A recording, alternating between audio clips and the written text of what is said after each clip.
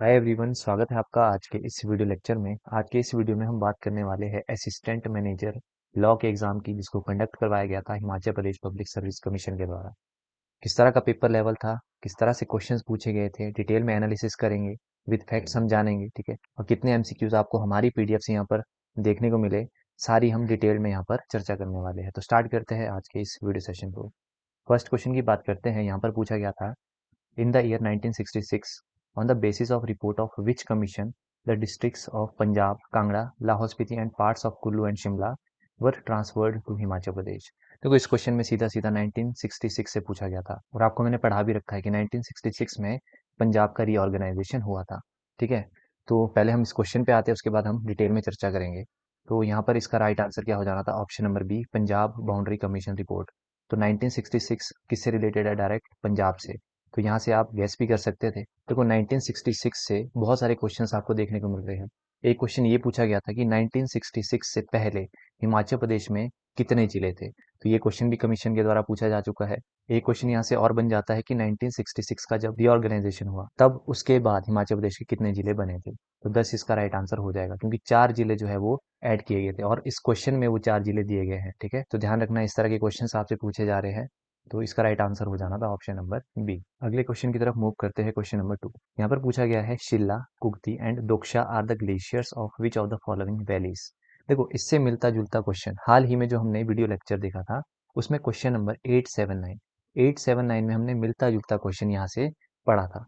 हमने यहाँ पर क्या बात की थी? देखो, कि which is not the prominent glaciers in Chandra valley, कि इनमें से कौन सा जो है वो चंद्रा वैली में ग्लेशियर नहीं पड़ता। देखो, इस तरह का मिलता जुलता क्वेश्चन हमने अपनी पीडीएफ में इंक्लूड कर रखा है। डायरेक्ट क्वेश्चन नहीं है, ठीक है, पर यहाँ पर हमने सिर्फ 2 ही वैलीज को डिस्कस किया था और यहाँ पर जो क्वेश्चन पूछ लिया गया वो थर्ड वैली से पूछ लिया गया है, ठीक है। तो 2 वैलीज के ग्लेशियर आप यहाँ पर देख सकते हैं, चंद्रा वैली के और भागा वैली के। तो इन दोनों में से तो ये नहीं है। यहाँ पर पूछा गया था आपका शिल्ला, कुगदी और दोकशा। तो ये आपको देखने को मिलते हैं पट्टन वैली में, ठीक है। इसका राइट आंसर क्या होगा? Option number D. और पट्टन वैली को ही हम क्या कहते हैं? चंद्रभागा वैली। और 2 ग्लेशियर्स और आपको पट्टन वैली में देखने को मिलते हैं, उनको भी याद रख लो। एक हो गया नीलकंठ और दूसरा आपने याद रखना है लेनिधर। ये 2 ग्लेशियर्स भी आपके कौन सी वैली में देखने को मिलते हैं? पट्टन वैली में, ठीक है। तो इसका राइट आंसर हो जाना था ऑप्शन नंबर डी। अब आगे के लिए भी आप पहले से ही प्रिपेयर्ड रहो, क्योंकि भागा वैली और चंद्रा वैली के ग्लेशियर्स आपसे पूछ सकते हैं, ठीक है। तो ये आपको हमारी पीडीएफ में देखने को मिल जाएगा। तो इसीलिए मैं आपको बार बार कहता हूँ, हमारी पीडीएफ को परचेज करिए। आपका बहुत सारा जो टाइम है वो सेव हो जाता है। आपको सिर्फ नोट्स रीड करने हैं। अगले क्वेश्चन की बात करते हैं। क्वेश्चन नंबर 3, यहाँ पर पूछा गया था, Damodar Das brought the famous idol of Raghunath ji from Ayodhya to Kullu in July 1653, which was installed there by. देखो, इससे मिलता जुलता क्वेश्चन हमने पढ़ रखा है, यहाँ पर आप देख भी सकते हैं। Question number 105। वैसे तो ये बहुत इजी क्वेश्चन है, ठीक है, क्योंकि मैक्सिमम ने ये पढ़ रखा होता है, पर फिर भी जो हमारी पीडीएफ आती है, इसीलिए मैंने यहाँ पर इंक्लूड किया है कि हर एक टॉपिक को हमारी पीडीएफ टच करती है। यहाँ पर आप देख सकते हैं, जो स्टोरी थी आइडल बिहाइंड रघुनाथ जी, इसको हमने डिटेल में यहाँ पर डिस्कस किया था कि किस तरह से एक जो ब्राह्मण था दुर्गादत्त, इसके पास जो है वो मोती पाए जाते हैं। फिर जो राजा होता है अपने किसी पर्सन को भेजकर उन मोती को लाने को कहता है, पर वो जो ब्राह्मण है वो उसको देने से मना कर देता है ना। फिर जो राजा का जो आदमी होता है वो क्या करता है, उसके घर में आग लगा लेता है, जिसके कारण उस ब्राह्मण की मृत्यु होती है। इसी कारण जो राजा था, जिसका नाम था जगत सिंह, इसको थोड़ी सी बेचैनी होती है ना। तब जो सुकेत से एक ब्राह्मण आया था, इन्होंने इस राजा को क्या गाइड किया था कि अयोध्या से आप रघुनाथ जी की मूर्ति ले आइए, ठीक है।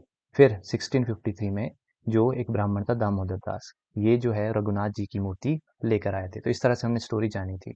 और जगत सिंह जो है ये किसके कंटेम्प्रेरी थे, ये भी क्वेश्चन पूछ लिया जाता है। तो औरंगजेब आपने याद रखना है, ठीक है। तो फटाफट से हमने यहाँ पर रिवाइज कर लिया। तो डेट भी आपने यहाँ से याद रख लेनी है कि रघुनाथ जी की जो आइडल है वो कब लाई गई थी? 1653।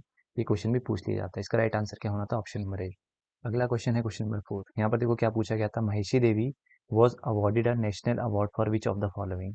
महिषी देवी को निम्नलिखित में से किसके लिए राष्ट्रीय पुरस्कार से सम्मानित किया गया था। ये वाला क्वेश्चन भी हमारी पीडीएफ से टच होता है। यहाँ पर आप देख सकते हैं हमारी पीडीएफ का क्वेश्चन नंबर 267।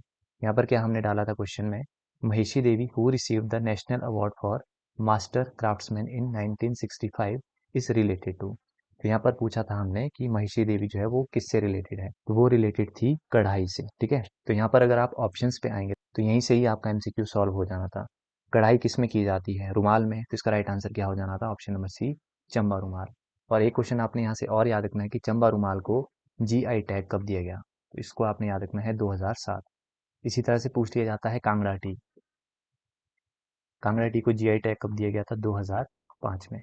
इसी तरह से आपने याद रखना है चंबा चप्पल। चंबा चप्पल को जीआई टैग कब दिया गया था? 2021 में। तो 3 आपने यहाँ से और फैक्ट्स भी याद रख लेने हैं। इसीलिए मैं आपको बार बार कहता हूँ हमारी पीडीएफ को आप परचेज करिए।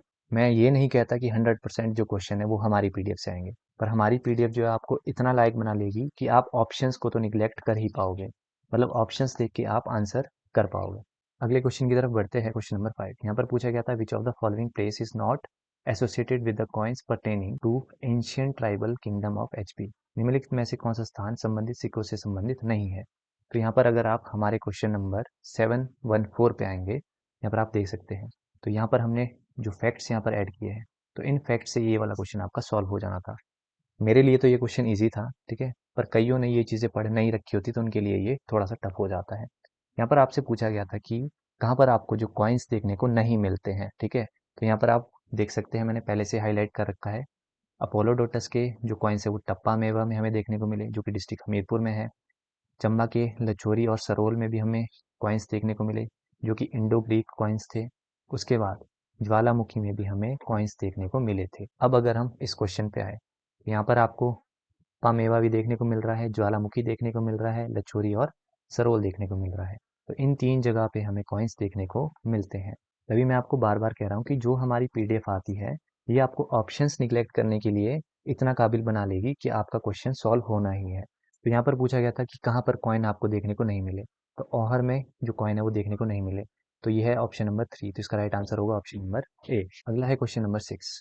यहाँ पर आपको पूछा था कि यहाँ पर आपके पास 2 लिस्ट गिवन है और यहाँ पे बताना है कि कौन सा मैच आपका इनकरेक्ट है। और ये जो क्वेश्चन है वो आपका फेयर और फेस्टिवल से पूछा गया था, ठीक है। तो अगर हम अपनी पीडीएफ पे आए, तो यहाँ पर मैं आपको पहले दिखा देता हूँ हमारी जो पीडीएफ का क्वेश्चन नंबर 324 है। यहाँ पर आप देख सकते हैं 324। यहाँ पर हमने लाहौल स्पीति के जितने भी फेयर्स और फेस्टिवल है उनको डिटेल में यहाँ पर डिस्कस किया है। आप जाकर देख भी सकते हैं क्वेश्चन नंबर 324।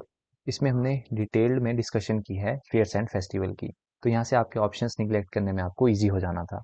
तो इसका राइट आंसर क्या हो जाएगा? Option number D, Chhotang. इस फेस्टिवल में क्या होता है? इस फेस्टिवल में लामा को बुलाया जाता है गोम्पा से, और वो जो लामा होता है वो तंजवीर को पढ़ता है, जो कि 108 स्क्रिप्चर्स का रहता है। अगला क्वेश्चन है question number 7। Before cutting through both the Zanskar and great Himalayan range Sutlej river flows 400 kilometres almost parallel to which of the following rivers. ये क्वेश्चन तो डिट्टो ही पूछ लिया गया है। यहाँ पर आप देख सकते हैं हमारी पीडीएफ का क्वेश्चन नंबर 766। सेम क्वेश्चन है, बस चेंज कहाँ हुआ है, इन्होंने क्वेश्चन में यहाँ पर देखो इंडस हमने डाला है और इन्होंने क्वेश्चन में क्या डाल दिया है यहाँ पर? सतलुज, ठीक है। तो यहाँ से आपका ये वाला क्वेश्चन सॉल्व हो जाना था। डिटेल में देखो मैंने आपको पढ़ा रखा है कि जो सतलुज रिवर है वो पैरेलल किसके बहती है? 400 किलोमीटर इंडस रिवर के, ठीक है। तो यहाँ से आपका यहाँ पर आप देख सकते हैं parallel to Indus for 400 kilometre. तो हर एक चीज़ हमने देखो यहाँ पर डिस्कस कर रखी है और यही क्वेश्चन आपका यहाँ पर पूछा गया है। तो इसका राइट आंसर होना था ऑप्शन नंबर ए। इसीलिए बार बार कह रहा हूँ हमारी पीडीएफ को परचेज कर लीजिए, बहुत नॉमिनल अमाउंट है, हर एक बंदा इसको परचेज कर सकता है। अगला क्वेश्चन है क्वेश्चन नंबर 8। यहाँ पर पूछा गया था according to whom the Kinnauri dialect comes under the Himalayan group of Tibet Burman family of languages. हमारी पीडीएफ का क्वेश्चन नंबर 860 डिट्टो क्वेश्चन देखो यहाँ पर पूछा गया है, ठीक है। यहाँ पर आप देख सकते हैं who classified the Kinnauri dialect under the Himalayan group of Tibet Burman family. Same question आपका पूछा गया था, यहाँ पर हमने डिस्कस कर रखा है। यहाँ पर आप देख सकते हैं G.A. ग्रियर्सन इसका राइट आंसर होना था। तो इसका राइट आंसर है ऑप्शन नंबर बी। अगला क्वेश्चन है क्वेश्चन नंबर 9। यहाँ पर पूछा गया था Shambar who had 99 forts in the hills between Yamuna and Vyas river was the king of which of the following race. देखो ये वाला टॉपिक भी मैंने आपको पढ़ा रखा है, डायरेक्ट नहीं पढ़ा रखा, पर जब मैं आपको अभी स्टोरी बताऊंगा आपको याद आ जाएगा। देखो हमारी पीडीएफ का जब हमने क्वेश्चन नंबर 618 को डिस्कस किया था, तो यहाँ पर हमने क्या डिस्कस किया था? देखो मैंने इमिग्रेंट्स भी आपको पढ़ा रखे हैं, ठीक है। सबसे पहले जो आने वाले थे वो कौन थे? मुंडा स्पीकिंग कुलेरियन पीपल। तो सबसे पहले कोल्स आए थे, उसके बाद कौन आए थे? किरात आए थे, ये मैंने आपको पढ़ा रखा है। और तीसरे नंबर पे आने वाले कौन थे? आर्यंस। ये तो पहले जान लो, ठीक है। उसके बाद हमने क्या बात की थी? जो किरात थे, जो किरात थे, इस तरह से हमने मैप देखा था कि जो किरात थे वो तिब्बत चाइना वाली साइड से आए थे, इस तरह से हमने देखा था। और इसी में ही एक किंग था शाम्बर। अभी स्टोरी आप सुनते जाओ, आपको हर चीज याद आ जाएगी। यहाँ पर एक राजा पहले से रहा करता था जिसका नाम था शाम्बर। अब देखो जो हमारा क्वेश्चन नंबर 618 था, यहाँ पर जब हमने स्टोरी डिस्कस की थी, यहाँ पर आप देख सकते हैं शाम्बर और एक आर्यन किंग, ठीक है, जिसका नाम था दिवोदास। तो शाम्बर जिसके पहले से ही 99 फोर्स थे और आर्यन किंग दिवोदास जब यहाँ पर आता है, तो इनके बीच हमें वॉर देखने को मिलती है। ठीक है, आप देख सकते हैं शांबर का जो अलायंस था वो वृची के साथ था, और जो दिवोदास था ये भरत ट्राइब से बिलोंग करता था, और इनको सेज ऋषि ने यहाँ पर सपोर्ट किया था। और इसमें शांबर और वृची इन दोनों की ही लास्ट में डेथ हो जाती है। और कहाँ पे डेथ होती है? उदुगराज, ये भी मैंने आपको पढ़ा रखा है। और इस युद्ध का जो वर्णन है वो किसके द्वारा किया गया है? वशिष्ठ और वामदेव के द्वारा। ये हमने यहाँ पर देखा था। किस तरह से ये क्वेश्चन आपका सॉल्व होना था? अब आपको ये तो पता है कि शांबर का जो युद्ध है वो किसके साथ हुआ था? दिवोदास के साथ। स्टोरी से आपको ये पता लग जाना था। और दिवोदास कौन था? ये था आर्यन किंग। ठीक है, आर्यन किंग था। तो आर्यन किंग तो इसका राइट आंसर नहीं हो सकता। और उसके बाद पहले नंबर पे आने वाले कौन थे? मुंडास या फिर कुलेरियन पीपल। ठीक है, तो ये भी इसका राइट आंसर नहीं हो सकता, क्योंकि आर्यन से पहले कौन आए थे? किरात। तो जो आर्यन किंग था दिवोदास, उसका युद्ध होगा किसके साथ? किरात के ही साथ होगा। तो शांबर के साथ ये युद्ध हुआ था। तो हम यहाँ से ये आइडिया लगा सकते हैं कि जो शांबर है वो किरात रहा होगा। वैसे तो मैंने आपको बताया था कि जो शांबर है ये एक दस्यु किंग था, और दस्यु जो वर्ड है उस टाइम पे कलर के लिए यूज किया जाता था। ठीक है, तो यहाँ से ये क्वेश्चन आपका सॉल्व हो जाना था। तो इसका राइट आंसर है ऑप्शन नंबर बी। अगला क्वेश्चन है question number 10। Who authored the book account of Kunawar in Himalayas? तो इसका राइट आंसर होना था ऑप्शन नंबर बी। अगला क्वेश्चन है, देखो क्वेश्चन नंबर 11। यहाँ पर आपके पास चार स्टेटमेंट्स गिवन है, और ये जो चार स्टेटमेंट्स है ये इतनी ज़्यादा इंपॉर्टेंट है। ठीक है, इनको हम डिटेल में डिस्कस करेंगे। आगे के लिए भी यहाँ से क्वेश्चन बन सकता है। तो सबसे पहली हम यहाँ पर स्टेटमेंट रीड करेंगे, स्टेटमेंट नंबर 4। हाल ही में जो हमारा वीडियो लेक्चर था वहाँ पर ये डिस्कस किया गया था। यहाँ पर क्या बोला गया है? Kullu district has started olive cultivation with the technical assistance of Italian government. ये स्टेटमेंट यहाँ पर दी गई है। यहाँ पर आ जाइए, हमारी पीडीएफ का क्वेश्चन नंबर 881। यहाँ पर हमने ऑलिव कल्टीवेशन के बारे में देखो पढ़ा था, और मैंने आपको बताया भी था जो ऑलिव कल्टीवेशन है इसको टेक्निकल असिस्टेंस किसके द्वारा दी जा रही है? इटालियन गवर्नमेंट के द्वारा। ठीक है, तो यहाँ से आपकी ये वाली स्टेटमेंट सॉल्व हो जानी थी। तो ये स्टेटमेंट आपकी बिल्कुल करेक्ट है। उसके बाद आते हैं थर्ड स्टेटमेंट पे।